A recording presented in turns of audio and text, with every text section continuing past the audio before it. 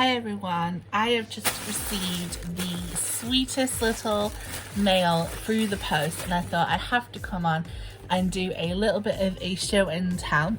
Now this is from Lesley Bromfield, which is Lesley Crafts, and these are my winnings from just basically taking part and enjoying her live sessions that she runs on the Facebook group. And oh my goodness, I mean, in life, these are just amazing.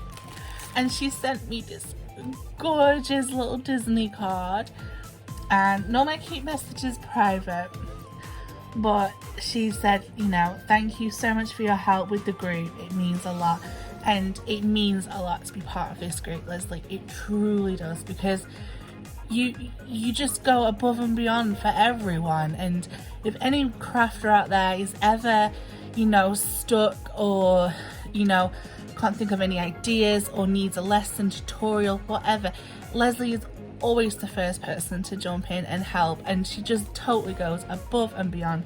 And I think you'll see here, she really does. This is just from watching her take time out of her day to demonstrate a live make or anything, you know, it just, she blows my mind, honestly. And just look at these, like, these little images.